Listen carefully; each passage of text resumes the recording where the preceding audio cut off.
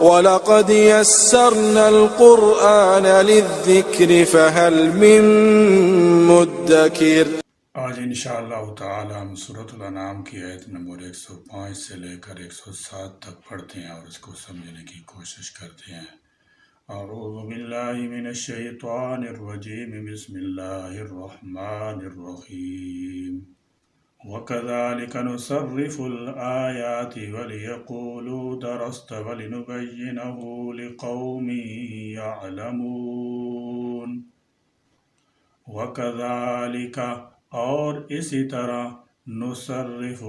ہم پھیر پھیر کر بیان کرتے ہیں الآیات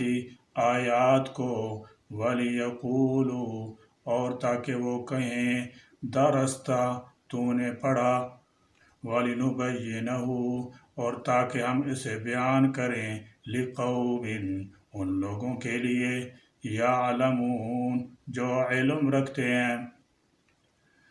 فرمایا وَكَذَلِكَ نُصَرِّفُ الْآيَاتِ اسی طرح ہم اپنے دلائل پھیر پھیر کر بیان کرتے ہیں، کبھی عقلی دلائل دیتے ہیں، کبھی نقلی دلائل پیش کرتے ہیں، کہیں سابقہ اقوام کے حالات بیان کر کے اور کبھی نیک آدمیوں کے واقعات سنا کر لوگوں کے لیے ترغیب کا انتظام کرتے ہیں، اور بری اقوام اور برے لوگوں کے حالات بیان کر کے ترہیب کی صورت پیدا کرتے ہیں۔ غرض ہم اپنی آیات کو مختلف طریقوں سے پھیر پھیر کر بیان کرتے ہیں، ہمارے یہ دلائل اس قدر قوی ہوتے ہیں وَلِيَقُولُوا دَرَسْتَ کہ لوگ یہ کہنے پر مجبور ہو جاتے ہیں کہ اے پیغمبر یہ باتیں آپ نے کسی سے پڑھی ہیں، یہ اتنی جامع باتیں ہیں کہ کسی سے سیکھے بغیر حاصل نہیں ہو سکتی۔ درستہ کا معنی پڑھنا یا سیکھنا ہوتا ہے، مگر حضور علیہ السلام تو امی تھے، آپ نے کسی سکول، کسی کالج، یونیورسٹی میں تو تعلیم حاصل نہیں کی تھی، اور یہی آپ صلی اللہ تعالی علیہ وسلم کی صداقت کی دلیل تھی۔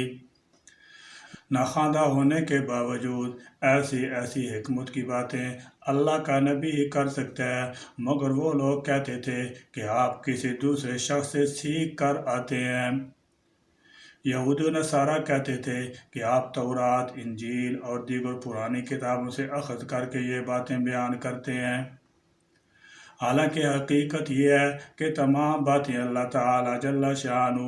آپ کو وحی کے ذریعے سکھاتا تھا۔ بہرحال معترضین کے ایسی باتیں کرنے سے ان پر حجت تمام ہو گئی۔ جب انہوں نے یہ کہا کہ تم کسی سے سیکھ کر آئے ہو تو اس کا مطلب یہ ہے کہ ان کو حق کی بات پہنچ گئی اور انہوں نے انکار کر دیا۔ اب کل کو یہ تو نہیں کہہ سکیں گے کہ ہمیں اللہ کا سچا پیغام پہنچا ہی نہیں۔ مفسرین کرام فرماتے ہیں کہ معترضین کا یہ کہنا بھی اس بات کی دلیل ہے کہ اللہ تعالی جل شانہ کے احکام ان تک پہنچ گئے اور ان پر حجت تمام ہو گئی، اب وہ انکار نہیں کر سکیں گے۔ بہرحال فرمایا کہ ان دلائل کو پھیر پھیر کر بیان کرنے کا ایک مقصد تو یہ ہے کہ وہ لوگ کہیں کہ آپ نے یہ چیزیں کس سے سیکھی ہیں، اور دوسری بات یہ ہے وَلِنُبَيِّنَهُ لِقَوْمٍ يَعْلَمُونَ تاکہ ہم واضح کر دیں اس کو ان لوگوں کے لیے جو جانتے ہیں۔ جو لوگ عقلی اور نقلی دلائل دے کر ایمان لے آتے ہیں، ہم ان کی تقویت ایمان کے لیے ان کو دلائل بار بار بیان کرتے ہیں۔ اتبع ما اوحی الیک من ربک لا الہ الا ہو واعرض عن المشرکین۔ اتبع آپ پیروی کیجئے ما اس کی جو اوحیا وحی کیا گیا الیک آپ پر من ربک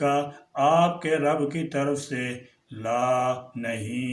الہ کوئی معبود برحق۔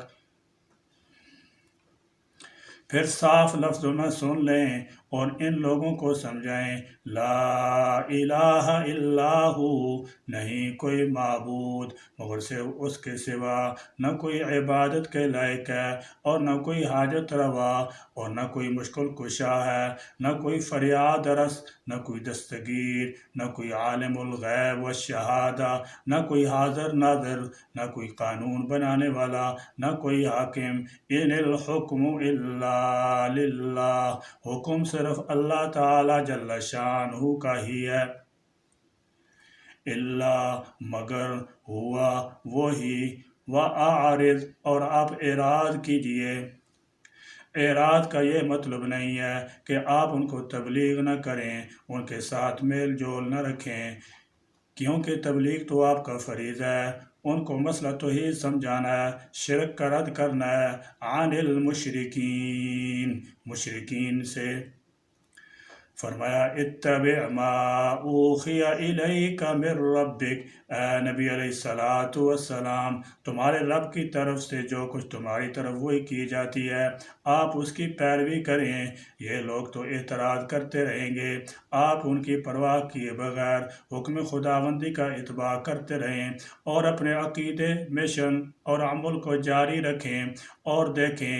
آپ کی طرف جو وہی نازل کی جاتی ہے اس میں سب سے بڑی بات یہ ہے لا الہ الا ہو،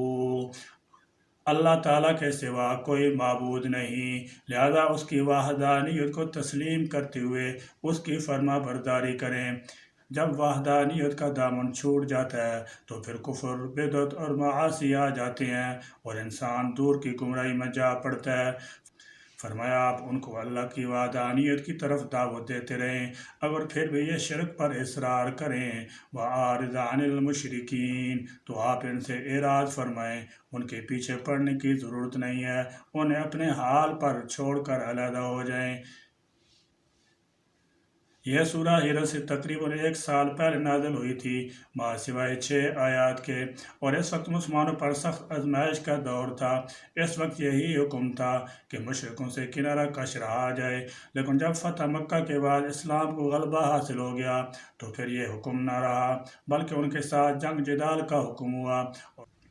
اور کعبہ میں ان کا داخلہ ممنوع قرار دیا گیا، جیسے کہ سورۃ توبہ کے آغاز میں مشرکین کے لیے احکام بیان ہوئے ہیں۔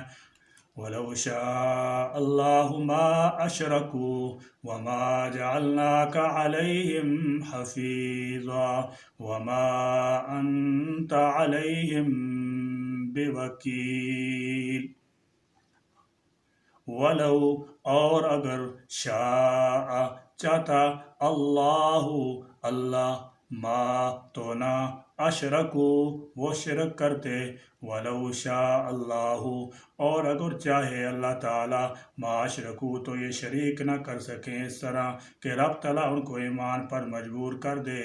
انکار اور بدی کی طاقت ان سے سلب کر لے، جس طرح فرشتے ہیں کہ وہ کفر نہیں کر سکتے، بدی نہیں کر سکتے، گناہ نہیں کر سکتے، کہ ان میں کفر اور بدی کرنے کی طاقت ہی نہیں، گناہ کرنے کی طاقت ہی نہیں۔ تو رب تعالیٰ چاہے تو ان کو فرشتہ صفت بنا دے کہ شرک کر ہی نہ سکیں، تو پھر انسان تو نہیں رہیں گے، فرشتے بن جائیں گے، تو پھر انسان کو پیدا کرنے کا مقصد ہی فوت ہو جائے گا، اور جب انسان انسان ہے اور جن جن ہے تو اس میں خیر کی طاقت بھی ہوگی اور شر کی طاقت بھی، اور دونوں کا اختیار بھی ہوگا، اور دونوں کا اختیار بھی دیا ہے۔ فَمَنْ شَاءَ فَلْيُؤْمِنْ وَمَنْ شَاءَ فَلْيَكْفُرْ، پس جس کا جی چاہے ایمان لائے اور جس کا جی چاہے کفر اختیار کرے۔ اللہ تعالیٰ جل شانہ کسی کو نیکی بدی پر مجبور نہیں کرتا۔ وَمَا اور نہیں جعلناک ہم نے آپ کو بنایا علیہم ان پر حفیظا محافظ، وما اور نہیں ہیں انت آپ علیہم ان پر بوکیل ذمہ دار۔ اللہ تعالیٰ کی مشیت اور چیز ہے اور اللہ تعالیٰ کی رضا اور چیز، اس کی رضا تو اسی میں ہے کہ اس کے ساتھ شرک نہ کیا جائے، تاہم اس نے اس پر انسانوں کو مجبور نہیں کیا، کیونکہ جبر کی صورت میں انسان کی آزمائش نہ ہوتی، ورنہ اللہ تعالیٰ جل شانہ کے پاس تو ایسے اختیارات ہیں کہ وہ چاہے تو کوئی انسان شرک کرنے پر قادر ہی نہ ہو سکے، یعنی حق تعالیٰ جل شانہ کی تکوینی حکمت اس کو مقتضی نہیں ہوئی کہ وہ ساری دنیا کو زبردستی مومن بنا دے۔ بے شک وہ چاہتا تو روئی زمین پر ایک مشرک بھی باقی نہ چھوڑتا، لیکن شروع سے اس نے انسانی فطرت کا نظام یہ ایسا رکھا ہے کہ آدمی کوشش کرے تو یقیناً ہدایت قبول کر سکے گا، تاہم قبول کرنے میں بالکل مجبور مضطر نہ ہو۔ اور آپ صلی اللہ تعالی علیہ وسلم کا فرض تبلیغ احکام الہی کا اتباع ہے، ان کے اعمال کے ذمہ دار اور جواب دہ آپ نہیں ہیں۔ یا اللہ اتباع قرآن کا ذوق شوق نصیب فرما دے، آمین یا رب العالمین۔ وآخر دعوانا الحمد للہ رب العالمین۔